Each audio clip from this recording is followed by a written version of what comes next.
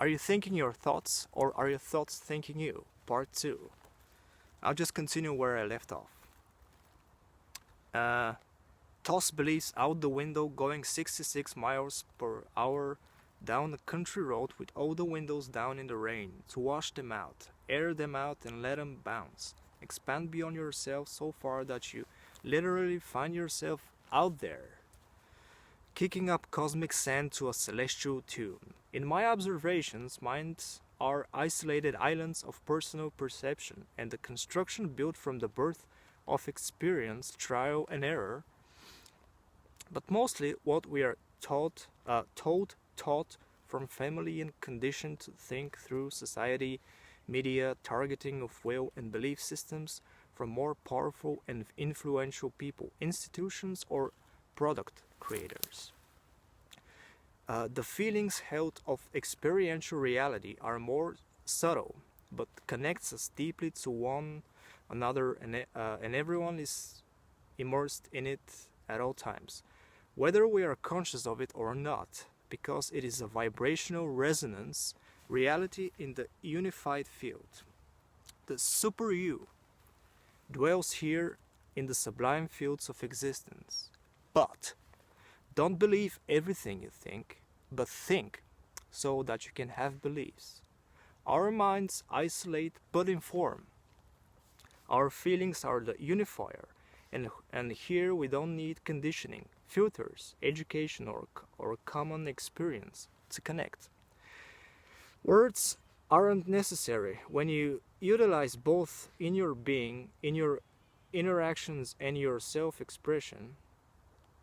You have the best of both functions firing and therefore creating a more significant experience. One would benefit from being conscious and cultivating the state of being. We can never explain things to another person and expect them to fully comprehend the intended meaning, unless we all have the same understanding and definition of every single word used to convey the idea. That, while at first seemed like, well, surely if we all speak the same language, doesn't it go without saying, is really quite profound. Every person has a subtly different understanding of what most words mean. A person can only comprehend what they can understand, what they can comprehend. Like the story of the natives who actually couldn't see the ships that were sailing into the harbors of the New World, because it was beyond comprehension, therefore unrecognizable in their perceptual reality. The same is often true for ideas and conveying an idea from one person to another. When I step outside of myself to observe life and tune into the interactions of people from this vantage point, I see the lines of connection. They are like fibers or threads, like the classic web of Weird, which I wrote about in the second chapter, or grid lines, luminous strands that pulse with life just like people, trees, stones, critters, etc. have also these vital connections. It is an entire numinous reality right here with us and within us. It looks a lot like what Professor Charles Xavier sees in Cerebro in the X-Men movies. Remember that?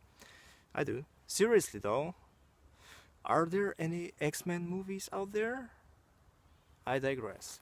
When I see the mind's interactions, it often looks like isolated points of static energy compared to the feeling and heart-generated thought forms that have infinite common resonance and connection.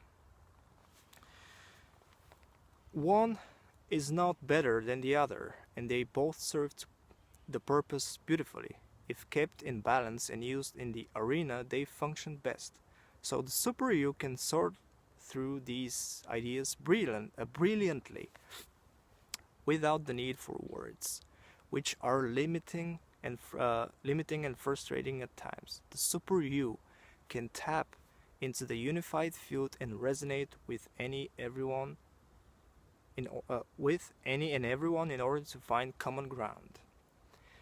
empathy, compassion, understanding, humor, and the proverbial walk a mile in another person's shoes.